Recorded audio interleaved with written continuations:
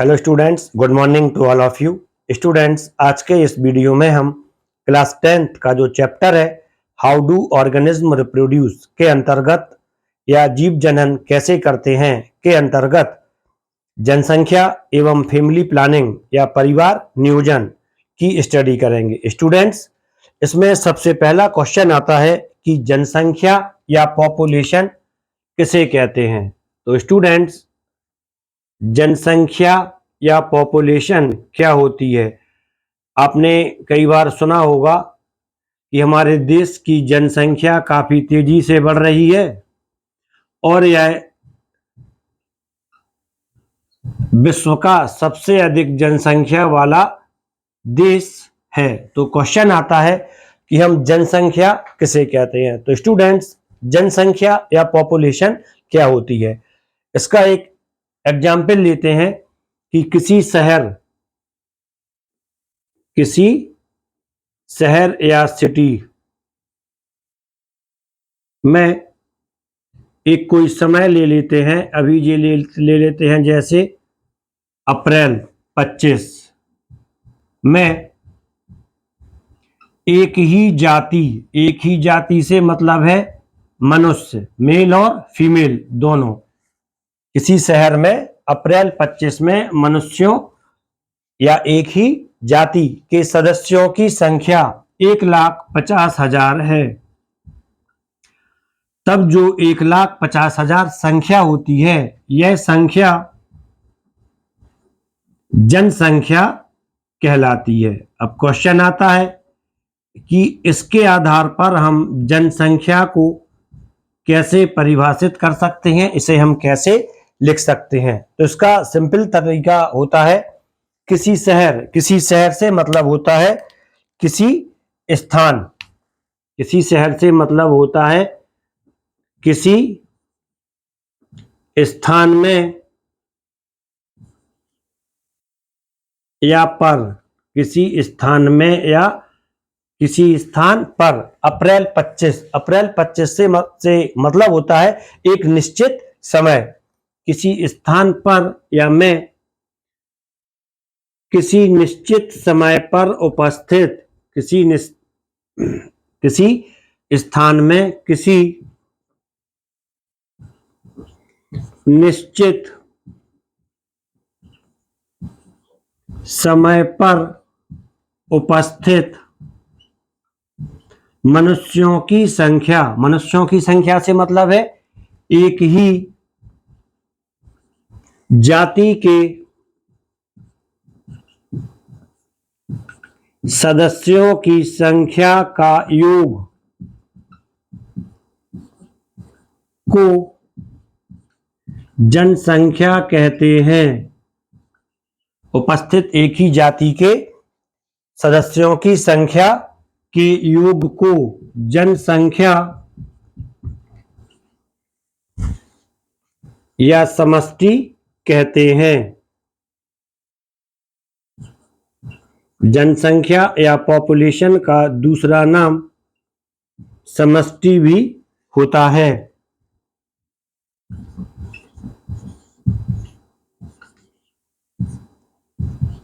अब क्वेश्चन आता है कि क्या किसी क्षेत्र की जनसंख्या हमेशा निश्चित रहती है या किसी क्षेत्र की जनसंख्या समय के साथ परिवर्तित होती है। तो स्टूडेंट्स, किसी क्षेत्र की जनसंख्या का या किसी क्षेत्र, इससे मतलब होता है किसी शहर, ये भी आप समझ सकते हैं। किसी शहर की जो जनसंख्या है या समष्टि होती है, उसका आकार कभी भी निश्चित नहीं होता है। इसका यह आकार समय के साथ परिवर्तित होता रहता है। तो इसे हम इसकी स्टडी करते हैं। जनसंख्या या समष्टि का आकार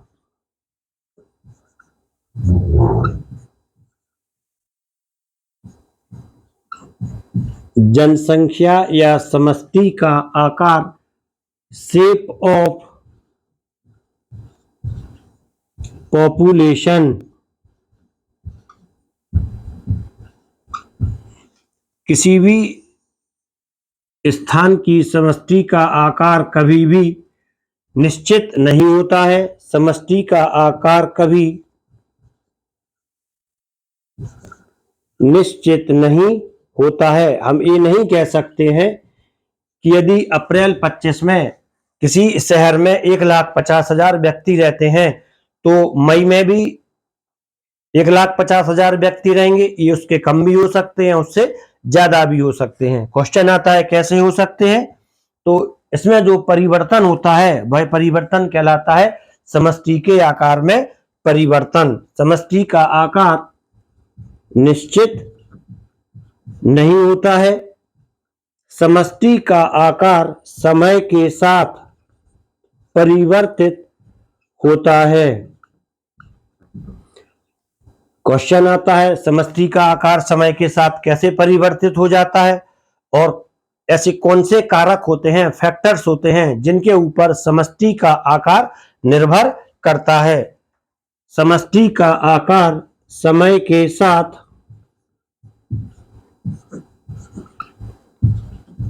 परिवर्तित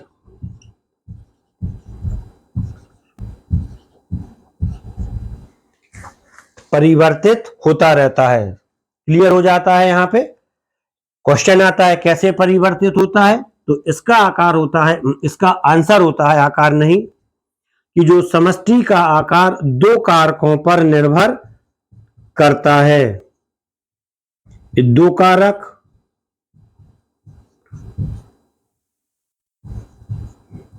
जन्म दर और मृत्यु दर कहलाते हैं। समष्टि के आकार को प्रभावित करने वाले दो कारक, पहला होता है जन्म दर, बर्थ रेट, और दूसरी होती है मृत्यु दर या डेथ रेट।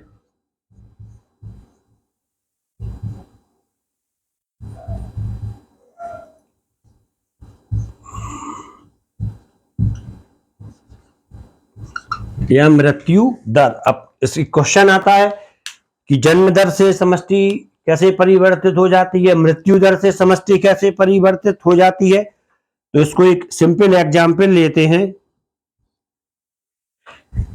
यदि किसी समष्टि की संख्या 1,50,000 है और यदि इसमें जन्म दर अधिक है, जन्म दर, यदि इसकी जन्म दर मृत्यु दर से अधिक है, तब समष्टि का आकार बढ़ता है।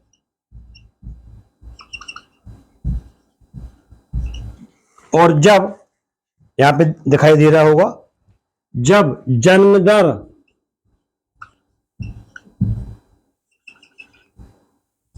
मृत्यु दर से कम होती है या मृत्यु दर अधिक होती है तो समष्टि का आकार घटता है। ये समष्टि के आकार को प्रभावित करने वाले कारक हैं। एग्जाम्पल, इसको यहां से रफ करते हैं।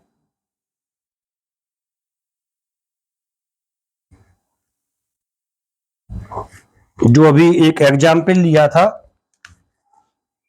यदि जनसंख्या 1,50,000 है और इसमें बर्थ रेट, जन्म दर, यदि ये मान लेते हैं 400 और डेथ रेट, मृत्यु दर हो जाती है 100, तब समष्टि का आकार कितना हो जाएगा या कुल जनसंख्या कितनी हो जाती है। तो 400 नए शिशु जनसंख्या में जुड़ते हैं और 100 व्यक्ति जनसंख्या से घट जाते हैं। तो क्लियर है, 300 व्यक्ति इसमें जनसंख्या में और जुड़ जाते हैं, तब हमारी जनसंख्या 1,50,000 से बढ़कर 1,50,300 हो जाती है और समष्टि का आकार बढ़ जाता है। लेकिन यदि इसका उल्टा होता है, बर्थ रेट 100 हो जाती है और डेथ रेट,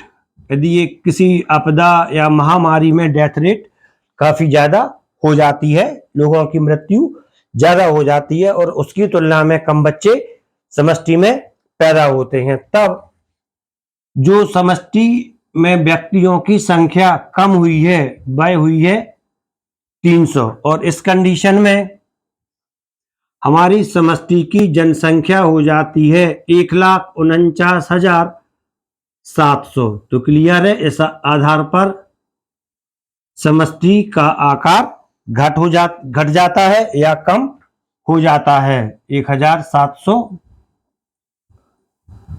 ये समष्टि हो जाती है। तो अभी आपने जनसंख्या किसे कहते हैं या समष्टि किसे कहते हैं और समष्टि का आकार क्या होता है, समष्टि का आकार कौन कौन से कारकों पर निर्भर करता है, इसकी स्टडी कर ली है। इसके बाद क्वेश्चन आता है कि सेक्स रेशियो या लिंग अनुपात क्या होता है, क्या सेक्स रेशियो जनसंख्या को प्रभावित करता है? तो इसका आंसर है हाँ, सेक्स रेशियो भी जनसंख्या के लिए प्रभावित करता है। सेक्स रेशियो या लिंगानुपात क्या होता है? तो स्टूडेंट्स, इसे समझने के लिए हम एक स्टेटमेंट लेते हैं, एक कथन लेते हैं। सेक्स रेशियो या लिंगानुपात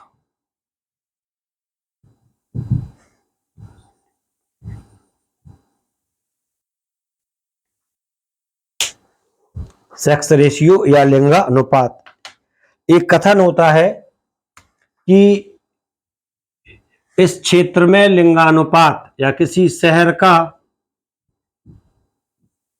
लिंगानुपात 913 है। इस कथन का क्या अर्थ है?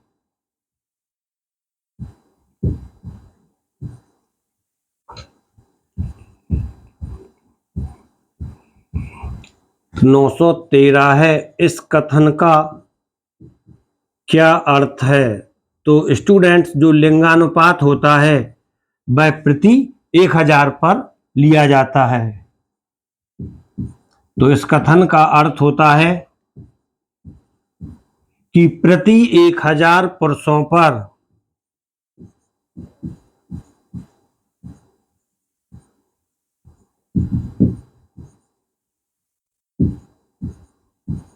913 महिलाएं हैं।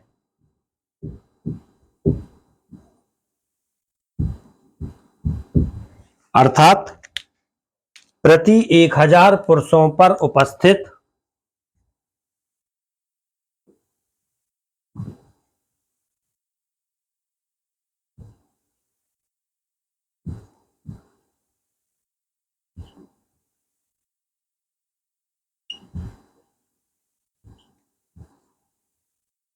प्रति 1000 पुरुषों पर उपस्थित महिलाओं की संख्या को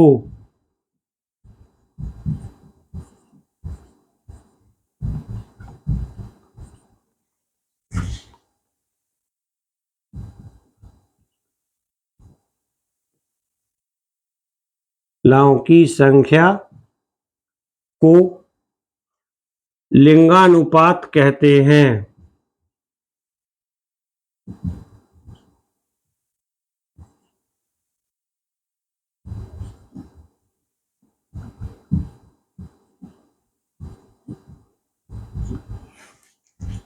ये सेक्स रेशियो कहलाता है। इसके बाद क्वेश्चन आता है कि पॉपुलेशन एक्सप्लोजन या जनसंख्या विस्फोट क्या होता है। ये सिंपल टॉपिक है जो कि एक दूसरे से रिलेटेड नहीं है। नेक्स्ट टॉपिक अपना आता है पॉपुलेशन एक्सप्लोजन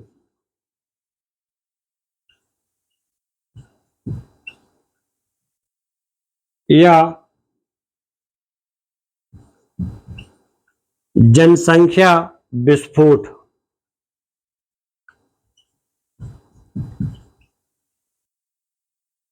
जनसंख्या विस्फोट क्या होता है? तो स्टूडेंट्स, अभी आपको मैंने एक एग्जाम्पल लेके बताया था कि किसी शहर की जनसंख्या अप्रैल 25 में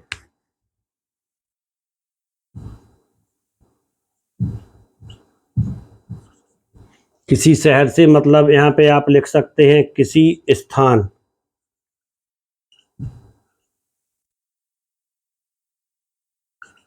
किसी स्थान की जनसंख्या अप्रैल 25 में 1,50,000 है। 25 में 1,50,000 है, लेकिन अचानक से कुछ ऐसा होता है कि जून जुलाई, या आप इसको लिख लें जुलाई 25 तक ये जनसंख्या बढ़ के लगभग 1,80,000 हो जाती है। इसका मतलब होता है कि काफी कम समय में, अप्रैल के बाद मई जून जुलाई, लगभग 3 माह में इस क्षेत्र की जनसंख्या 30,000 बढ़ चुकी है। इस क्षेत्र की जनसंख्या में 30,000 लोगों की वृद्धि हुई है। ये डाटा कुछ ऐसा नहीं लगता कि अचानक से जनसंख्या बढ़ गई हो, काफी तेजी से जनसंख्या में वृद्धि हुई है। तब इसी स्थिति के लिए हम जनसंख्या विस्फोट कहते हैं, अर्थात काफी कम समय में जनसंख्या में अचानक से होने वाली वृद्धि को जनसंख्या विस्फोट कहते हैं। इसे हम इस प्रकार से भी लिख सकते हैं, काफी कम समय में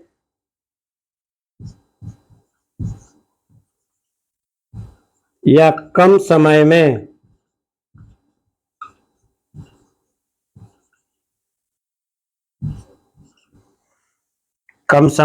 या काफी कम समय में जनसंख्या में होने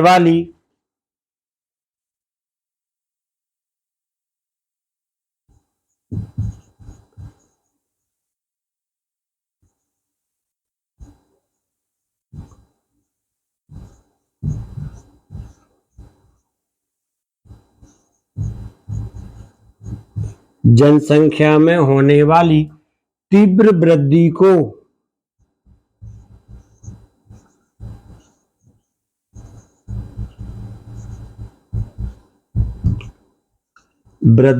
को जनसंख्या विस्फोट कहते हैं। और जनसंख्या विस्फोट की जो स्थिति होती है वह सभ्य समाज के लिए या उस स्थान के लिए सही नहीं होती है। जनसंख्या विस्फोट के कई कारण होते हैं। अचानक से पलायन भी एक कारण होता है। कई फैक्टर्स होते हैं जनसंख्या विस्फोट के, लेकिन यहाँ पे हमें जो फैक्टर देखना है कि जनसंख्या विस्फोट से क्या दुष्परिणाम होते हैं, जनसंख्या में जो विस्फोट होता है उससे समाज के लिए कौन कौन सी हानियां उठानी पड़ती हैं। तो स्टूडेंट्स, इसके पश्चात हम जनसंख्या विस्फोट से होने वाली हानियों की स्टडी करेंगे कि जनसंख्या विस्फोट से हमें कौन कौन सी हानि हो सकती है। तो जो जनसंख्या विस्फोट है,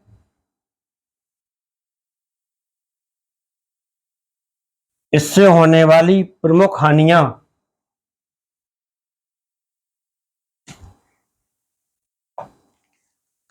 निम्न है। आप खुद इसका लिख सकते हैं आसानी से थोड़ी स्टडी करके। जनसंख्या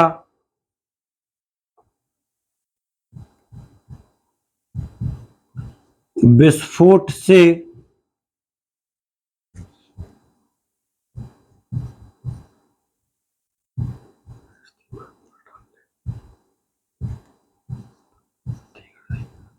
हानियां, harmful effect of population explosion.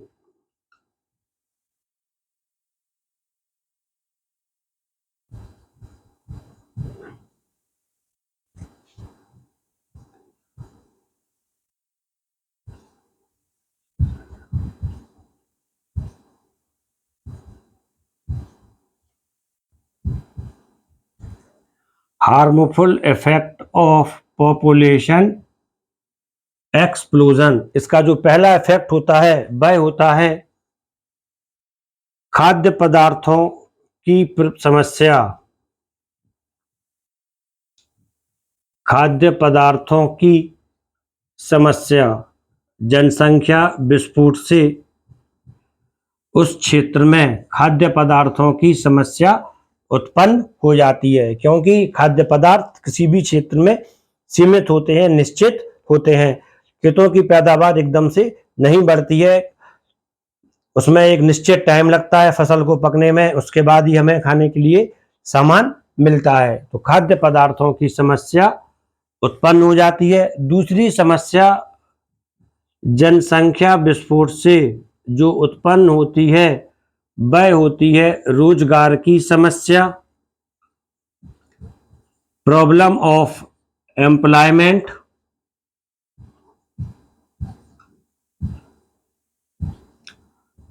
Problem of food, problem of employment.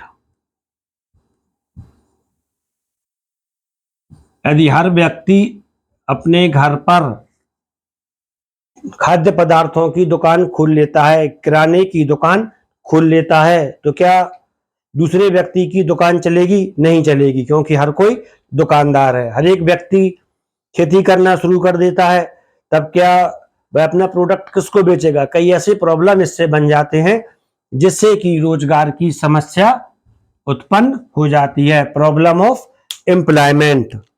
जनसंख्या के बढ़ने से रोजगार के साधनों में कमी हो जाती है।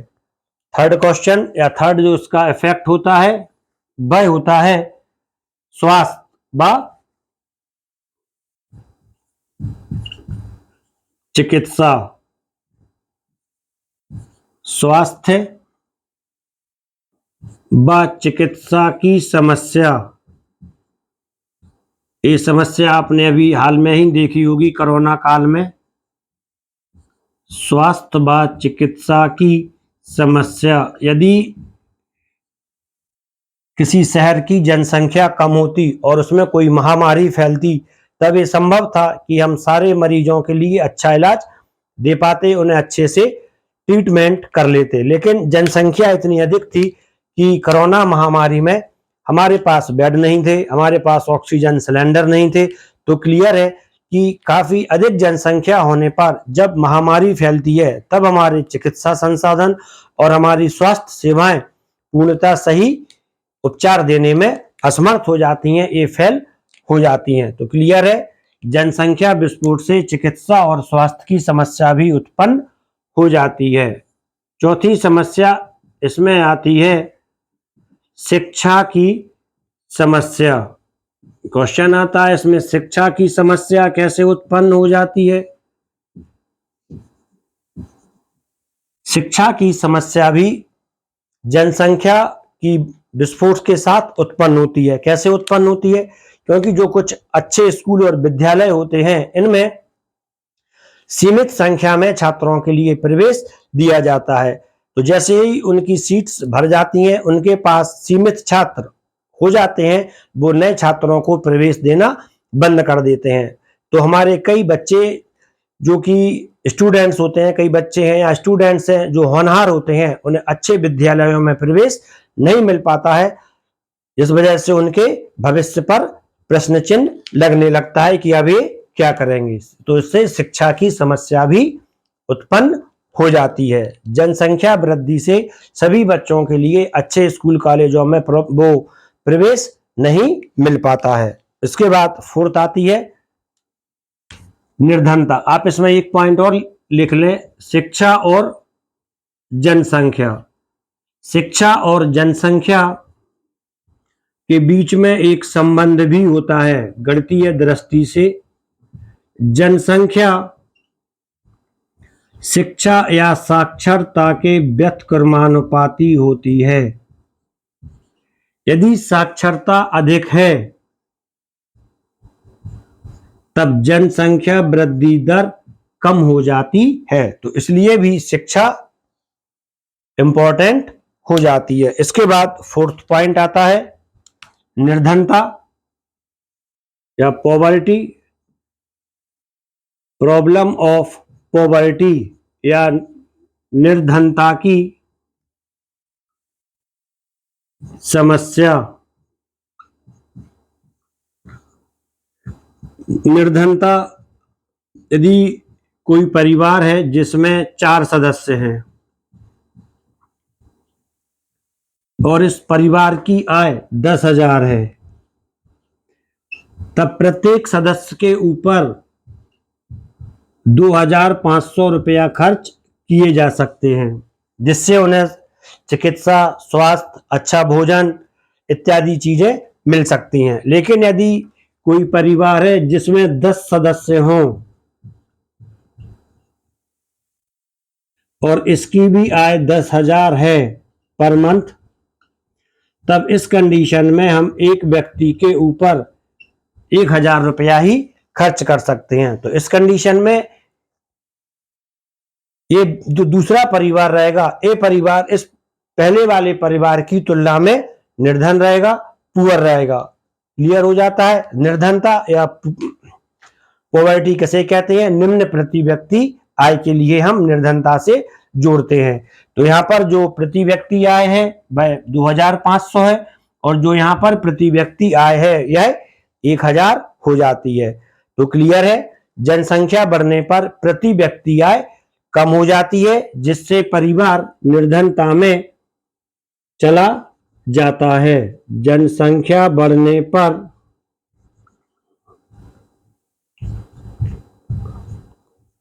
प्रति व्यक्ति आय कम हो जाती है, जिससे परिवार निर्धनता में जीवन यापन करने लगता है। तो ये निर्धनता की समस्या भी उत्पन्न हो जाती है। इसके बाद क्वेश्चन आता है कि हम जनसंख्या विस्फोट के लिए कैसे रोक सकते हैं। How we can prevent population explosion, की जनसंख्या विस्फोट को हम कैसे रोक सकते हैं। तो स्टूडेंट्स, इसके बाद हम जनसंख्या विस्फोट को रोकने की जो मेथड होती हैं उनकी स्टडी करेंगे। जनसंख्या विस्फोट रोकने की विधियां या जनसंख्या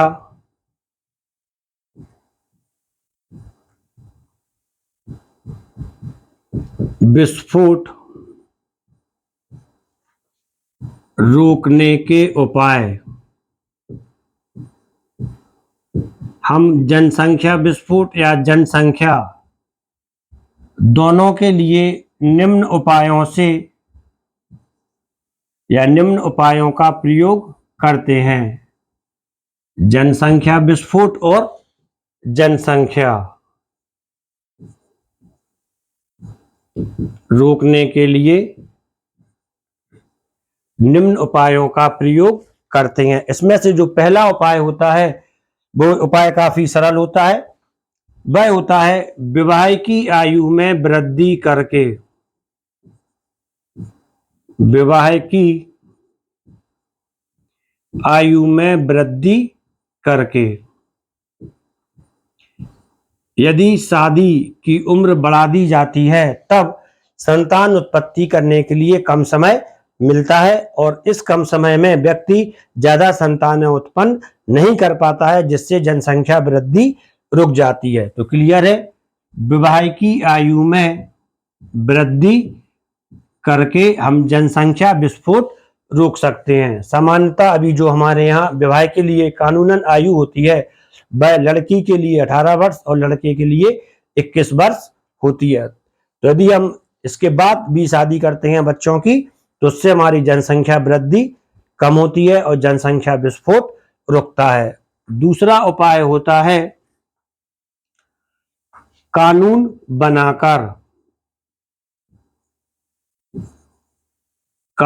बनाकर भी जनसंख्या विस्फोट को रोका जा सकता है। कानून किस प्रकार के बनाना चाहिए कि अधिकतम एक परिवार में 2 संतानें होनी चाहिए, और यदि तीसरी संतान होती है तब कुछ ना कुछ यहाँ पे 2 लिखना चाहिए।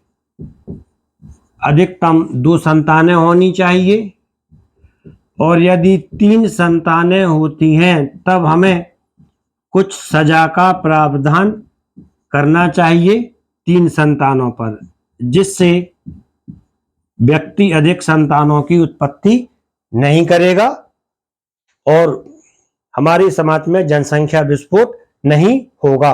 और जो तीसरा कानून होता है, कानून नहीं, तीसरा उपाय होता है, इसको कानून नहीं बोलना चाहिए, तीसरा उपाय होता है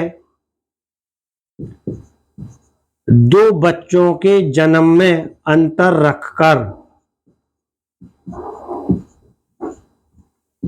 2 बच्चों के जन्म में अंतर रखकर, यदि हम 2 बच्चे हैं, इनके बीच के जन्म में लगभग 3 वर्ष का अंतर रखते हैं, तब हमारी जनसंख्या विस्फोट कम होती है और जनसंख्या की वृद्धि भी कम होती है। सामान्यतः 2 बच्चों के बीच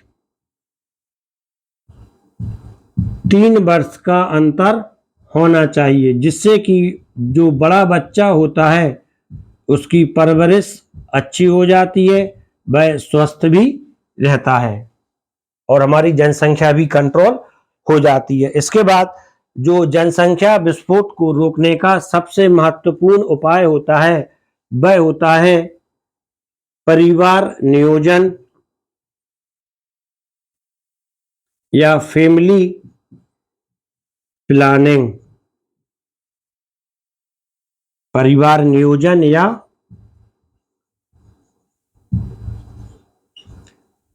फैमिली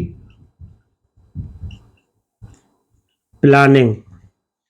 जो परिवार नियोजन या फैमिली प्लानिंग थी, ये भारत में परिवार कल्याण कार्यक्रम के रूप में चालू हुई थी। परिवार कल्याण कार्यक्रम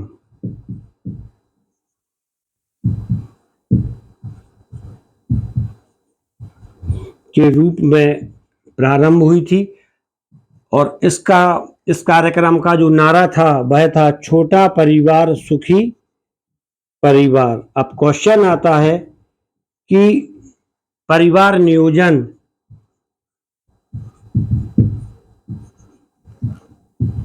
क्या होता है। तो स्टूडेंट्स, अब परिवार नियोजन क्या होता है हम इसकी स्टडी करेंगे। फैमिली प्लानिंग क्या होती है। स्टूडेंट्स, हम जानते हैं कि जो परिवार नियोजन है वह जनसंख्या को रोकने के काम में आता है।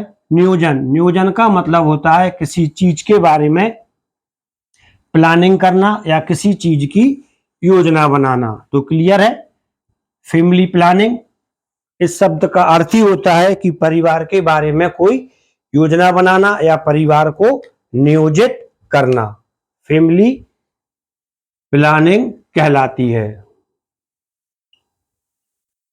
परिवार नियोजन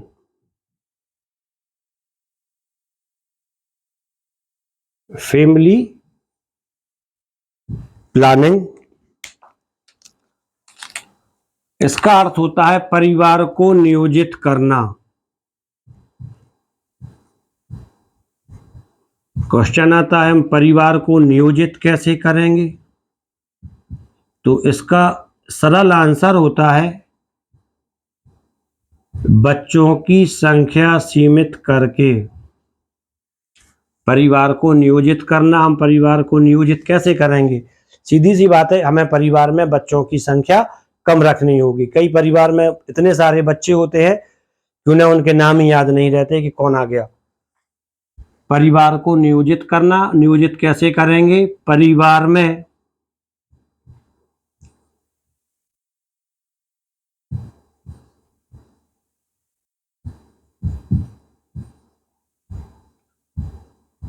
बच्चों की संख्या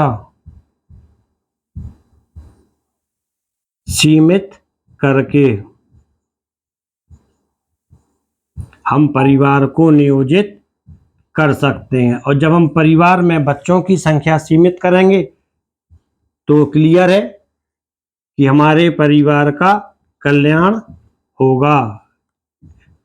और इसी आधार पर हम परिवार नियोजन की परिभाषा दे सकते हैं। अर्थात परिवार कल्याण के लिए आप उसको नीचे से ऊपर पढ़ते जाएं इस तरह से। परिवार कल्याण के लिए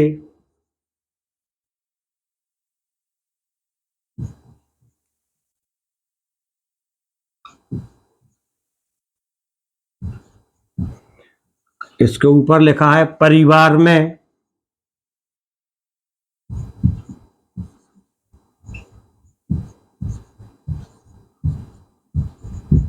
बच्चों की संख्या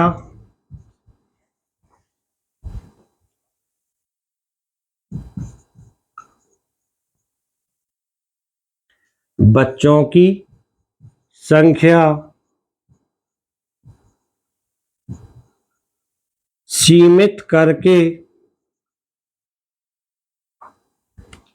परिवार को नियोजित करना परिवार नियोजन कहलाता है।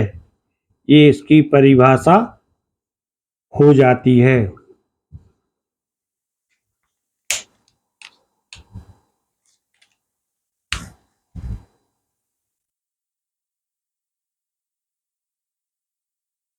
नियोजित करना परिवार नियोजन कहलाता है।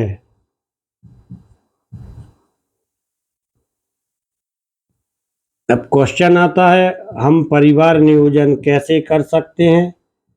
तो परिवार नियोजन के लिए कई विधियां होती हैं जिनके द्वारा हम परिवार का नियोजन कर सकते हैं, परिवार को सीमित रख सकते हैं। तो स्टूडेंट्स, इसके बाद जो हमारा लास्ट टॉपिक आता है वह आता है परिवार नियोजन की विधियां। जल्दी मिटा दिया, आप इसका स्क्रीनशॉट ले लें।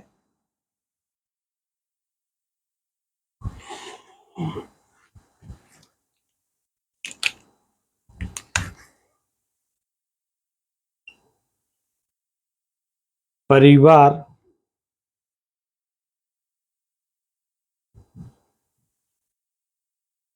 नियोजन की विधियां, मेथड ऑफ फैमिली प्लानिंग।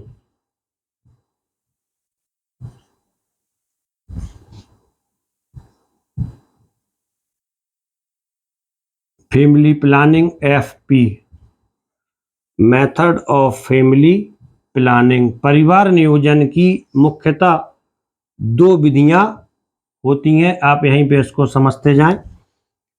पहली विधि होती है अस्थायी विधि। अस्थायी विधि अर्थात अस्थायी मीन्स टेम्परेरी।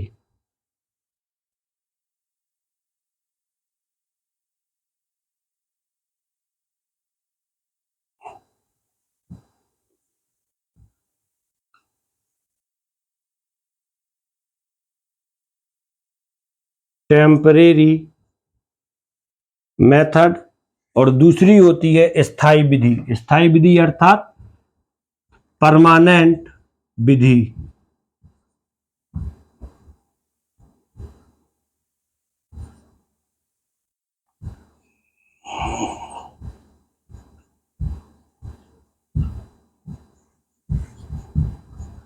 अस्थायी विधि क्या होती है परिवार नियोजन की। तो परिवार नियोजन की अस्थायी विधियां वे विधियां होती हैं जब हम इन विधियों का प्रयोग नहीं करते हैं तब हम अपनी परिवार को बढ़ा सकते हैं। अर्थात वे विधियां जिनमें गर्भधारण जंतुओं की इच्छा के ऊपर निर्भर करता है अस्थायी विधियां कहलाती हैं। और स्थायी विधियां, यदि हम स्थायी विधियों का प्रयोग परिवार नियोजन के लिए करते हैं तब हम इच्छानुसार अपने परिवार को नहीं बढ़ा सकते हैं। इस स्थिति में मेल और फीमेल अपनी संतान उत्पन्न करने की क्षमता को समाप्त कर देते हैं या यह क्षमता नष्ट हो जाती है। तो स्टूडेंट्स, अस्थायी विधि निम्न होती हैं। सबसे पहली विधि होती है बैरियर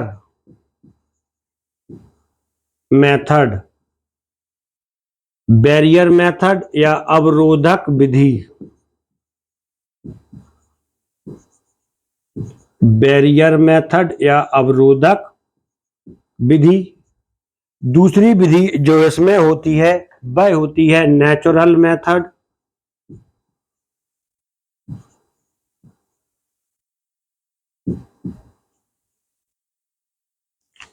नेचुरल मेथड या प्राकृतिक विधि।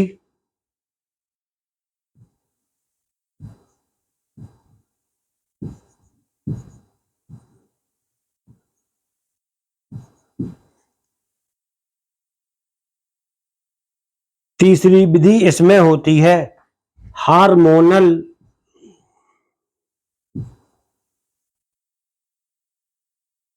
मेथड। और जो चौथी विधि इसमें होती है वह होती है केमिकल मेथड या रासायनिक विधि। ये चार विधियां अस्थायी विधियां होती हैं। केमिकल, ये होती है रासायनिक,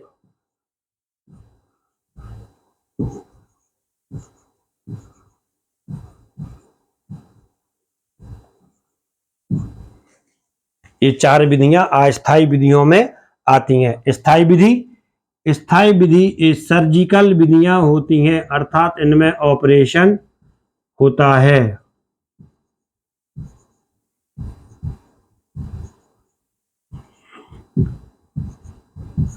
इनका प्रयोग करने पर संतान उत्पत्ति नहीं होती है। इनमें संतान उत्पत्ति व्यक्ति की इच्छा पर निर्भर करती है। जब तक ये विधियां प्रयोग में लाई जाती हैं संतान उत्पत्ति नहीं होती है। जैसे ही इन विधियों का प्रयोग बंद कर देते हैं संतान उत्पत्ति प्रारंभ हो जाती है। सर्जिकल विधियां ये दो प्रकार की होती हैं। ट्यूबेक्टोमी,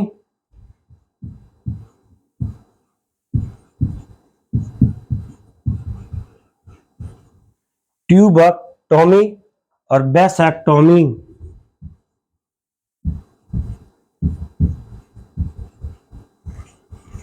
ट्यूबेक्टोमी और वेसेक्टोमी। ट्यूबेक्टोमी यह फीमेल में होती है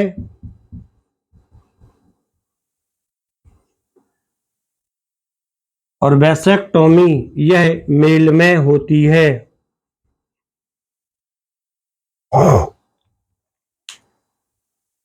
तो स्टूडेंट्स, अब आपको सबसे पहले देखना है बैरियर मेथड। ये समझने से पहले थोड़ा आप जानते हैं कि जो संतान उत्पत्ति होती है वह नर युग्मक और मादा युग्मक के परस्पर मिलकर निषेचन के उपरांत होने वाले भ्रूणीय विकास के द्वारा होती है। और इन अस्थायी विधियों में हम नर युग्मक और मादा युग्मक के मिलने को रोक देते हैं, जिससे युग्मनज नहीं बन पाता है। तो बैरियर मेथड, इसमें हम नर युग्मक और मादा युग्मक को मिलने से रोकते हैं। और बैरियर मेथड में मुख्यतः कॉन्डम और डायफ्राम का प्रयोग किया जाता है। कॉन्डम या मेल के द्वारा प्रयोग किया जाता है और डायफ्राम फीमेल के द्वारा प्रयोग किया जाता है, जो कि गर्भाशय की गर्दन पर, ग्रीवा पर लगा दिया जाता है, जिससे कि स्पर्म अंदर नहीं जा पाते हैं। इसके बाद प्राकृतिक विधि या नेचुरल मेथड, जो मेंस्ट्रुएशन साइकिल होती है गर्ल्स में या फीमेल्स में, तो उस मेंस्ट्रुएशन साइकिल के हफ्ते भर से पहले और हफ्ते भर से बाद तक फर्टिलाइजेशन की संभावना काफी कम हो जाती है, जिसे हम नेचुरल मेथड के रूप में यूज करते हैं। थर्ड होता है हार्मोनल मेथड या हार्मोन्स की विधियां। इस विधि में कुछ हार्मोन्स दिए जाते हैं। हार्मोनल मेथड में हम कुछ हार्मोन्स देते हैं ये फीमेल्स के लिए दी जाती हैं। और जो हार्मोन्स होते हैं, ये हार्मोन्स मुख के द्वारा गोलियों के रूप में दिए जाते हैं। मुख के द्वारा गोलियों के रूप में दिए जाते हैं। ये गोलियां होती हैं, जैसे सहेली आता है, पल्स आती है, माला डी होती है। इनमें दो हार्मोन्स होते हैं इन गोलियों में, प्रोजेस्टेरॉन और एस्ट्रोजन।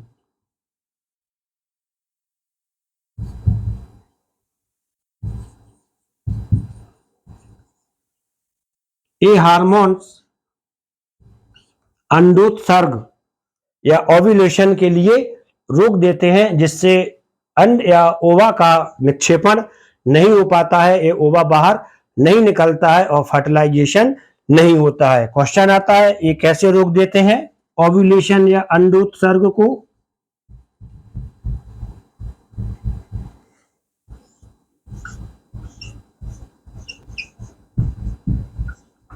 ये फॉलिकल स्टिमुलेटिंग हार्मोन और ल्यूटिलाइजिंग हार्मोन्स के लिए स्लो कर देते हैं, जिससे ये रुक जाता है। इसके बाद फोर्थ आती है केमिकल मेथड। केमिकल मेथड, इसका यूज मुख्यतः मेल्स के द्वारा किया जाता है,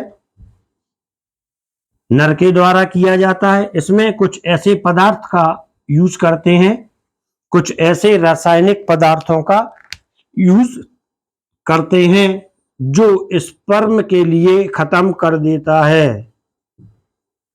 इसमें कुछ ऐसे केमिकल्स का यूज किया जाता है जो स्पर्म के लिए समाप्त कर देता है, और जब ये स्पर्म समाप्त हो जाते हैं तो फर्टिलाइजेशन भी नहीं होता है। क्लियर है? स्पर्म को समाप्त कर देते हैं, जिससे फर्टिलाइजेशन नहीं होता है, और ऐसे केमिकल स्पर्मिसाइड्स कहलाते हैं, जो स्पर्म के लिए मार देते हैं, मेल गैमीट के लिए मार देते हैं। इसके बाद स्थायी विधियां ये दो होती हैं, ट्यूबेक्टोमी और बेसोटोमी। ट्यूबेक्टोमी ये फीमेल्स में होता है,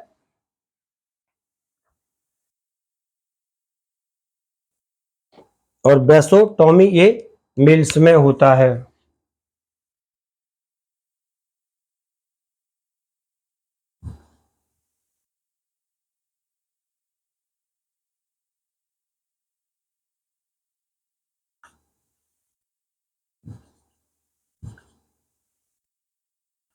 इनमें जो शुक्रवाहिनी, मेल्स में स्पर्म की जो शुक्रवाहिनी होती है उसको काट दिया जाता है, और फीमेल्स में अंडवाहिनी के लिए काट दिया जाता है, जिससे स्पर्म और ओवा नहीं निकल पाते हैं। मेल्स में स्पर्म का ऊपर जाना बंद हो जाता है, फीमेल्स में ओवा का आना बंद हो जाता है, जिससे कि निषेचन नहीं हो पाता है। ट्यूबेक्टोमी और बेसोटोमी।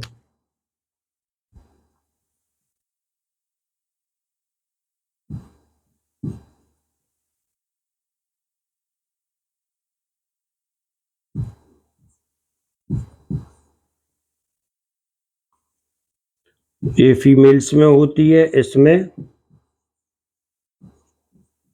ओविडक्ट को काटकर बांध देते हैं।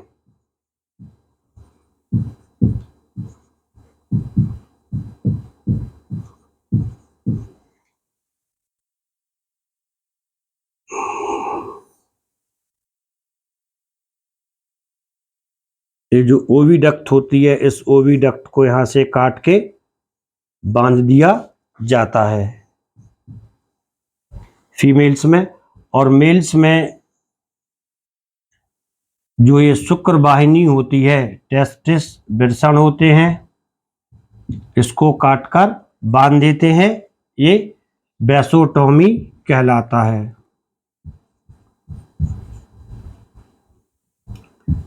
इसमें शुक्र वाहिनी को काटकर बांध दिया जाता है। ये दोनों ऑपरेशन काफी छोटे ऑपरेशन होते हैं, सिंपल ऑपरेशन होते हैं। तो स्टूडेंट्स, आज के इस वीडियो में आपने जनसंख्या या पॉपुलेशन क्या होती है, फैमिली प्लानिंग क्या होती है, जनसंख्या विस्फोट इत्यादि टॉपिक्स की स्टडी कर ली है, जो कि आपके लिए इम्पोर्टेंट है। तो आप लगातार मेरे साथ जुड़े रहें, वीडियो के लिए लाइक कर लें, चैनल के लिए सब्सक्राइब कर लें। Thank you.